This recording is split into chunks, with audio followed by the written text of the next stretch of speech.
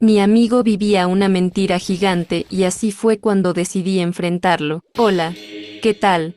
Hoy les traigo una historia personal que me dejó pensando muchísimo, y que quizá a muchos les resulte familiar o por lo menos interesante. Se trata de un amigo muy cercano que, sin que nadie lo supiera, vivía una mentira gigante, y cuando decidí enfrentar la verdad, bueno, todo cambió entre nosotros. Antes de contarles todo, quiero que piensen, hasta dónde llegarían para descubrir si alguien que quieren está siendo honesto. Les prometo que esta historia tiene de todo: amistad, mentiras, confesiones y una lección que todavía me acompaña. Así que quédense hasta el final y no olviden contarme qué harían ustedes en una situación así. Carlos y yo nos conocimos hace como 5 años, en la universidad.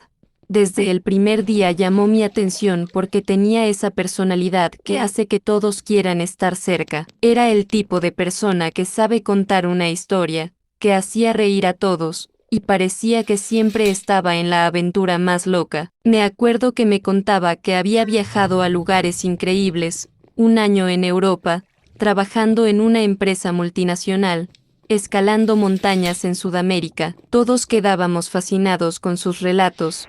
Era como tener a un aventurero de película en nuestro grupo, pero además de sus historias, Carlos siempre estaba ahí cuando alguien lo necesitaba, o eso parecía. Era el amigo perfecto, el que siempre sabía qué decir para animarte. Por eso, cuando alguien hablaba de Carlos, la palabra que venía a la mente era confianza. Pero con el tiempo, empecé a notar cosas raras. Por ejemplo, cuando le preguntaba detalles más específicos sobre sus viajes, él cambiaba rápido de tema o me daba respuestas vagas. Una vez le pregunté el nombre de la empresa donde trabajó en Europa y no me supo decir. Otra vez, la fecha de uno de sus viajes no cuadraba con lo que me había contado antes. Al principio no le di mucha importancia. Pensé que se le olvidaba o que no quería aburrirme con detalles. Pero empecé a sentir una pequeña semilla de duda en mi cabeza. El punto de quiebre fue cuando un día vi un mensaje en su celular. Decía algo así como: no puedo seguir mintiendo y esto se me está saliendo de las manos. Eso me dejó helada. ¿Por qué me había estado contando mentiras? ¿Qué estaba pasando realmente con Carlos? Decidí investigar un poco más, sin que él se enterara. Hablé con amigos en común, y poco a poco descubrí que muchas de las historias que me había contado no eran ciertas. Algunas eran exageraciones, otras completamente inventadas. Fue como ir quitando capas de una cebolla, una por una, hasta darme cuenta de que gran parte de la imagen que tenía de él no era real. Y cuando lo confirmé, sentí una mezcla extraña, no solo decepción, no solo tristeza, sino algo más profundo, una especie de luto, como si hubiese perdido a alguien, aunque esa persona aún estuviera ahí. ¿Por qué? ¿Cómo vuelves a confiar en alguien cuando descubres que nunca conociste realmente a esa persona? ¿Cómo no cuestionas todo lo vivido? Las risas, las confesiones, los momentos que parecían tan auténticos. Intenté no juzgarlo inmediatamente. Me forcé a pensar, ¿y si hay una razón?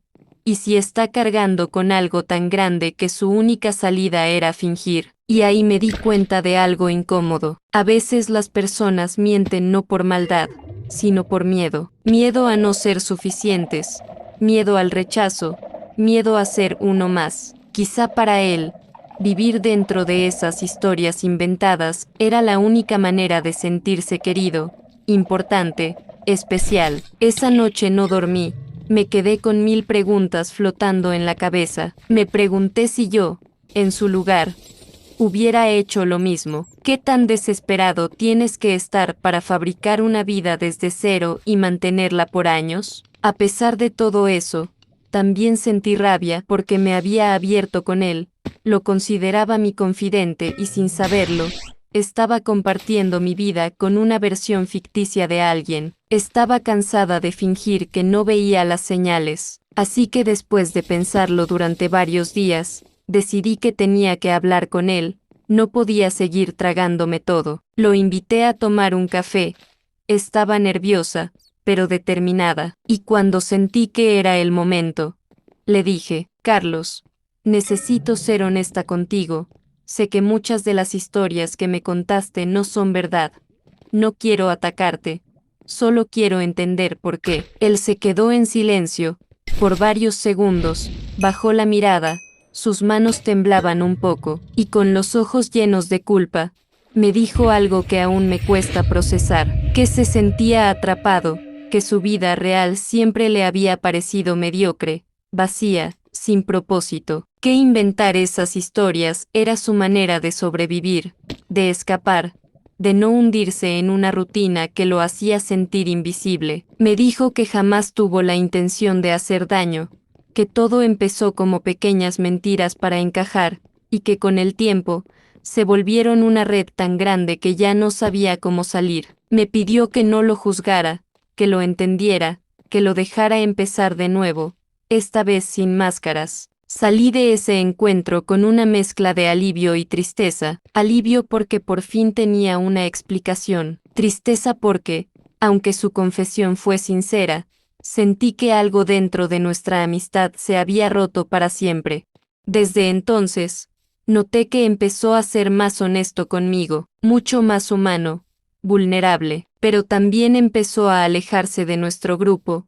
No sé si fue por vergüenza, por miedo a que los demás también se enteraran, o simplemente porque necesitaba espacio para enfrentarse a sí mismo. No lo culpo, en el fondo, creo que todos lidiamos con la presión de ser alguien que no somos, de demostrar más de lo que tenemos, de parecer más felices de lo que en realidad estamos. La diferencia es que algunos lo manejamos de formas distintas, algunos lo ignoramos, otros lo convertimos en humor. Carlos lo convirtió en una vida entera inventada. Esta experiencia me dejó muchas lecciones. La más grande, no todo el mundo miente para manipular. A veces mienten porque están rotos. Pero también entendí que la confianza, una vez que se rompe, no siempre puede repararse, no de la misma manera, y por mucho que duela, hay vínculos que cambian para siempre. Ahora me queda esta sensación amarga de no saber si hice bien o mal. ¿Hice bien en confrontarlo? ¿O debí simplemente dejarlo vivir su fantasía si eso lo hacía sentir mejor? ¿Hasta qué punto estamos obligados a decirle la verdad a alguien, aunque eso lo destruya? Y también me pregunto, ¿alguien más ha pasado por algo parecido? ¿Alguna vez descubrieron que alguien muy cercano mentía sobre quién era realmente? ¿Lo confrontaron? ¿O se alejaron en silencio? Gracias por leerme, de verdad. Escribir esto me ayudó más de lo que imaginan. Suscríbanse a Reddit Historias, comenten sus experiencias y no olviden darle like. Hasta luego.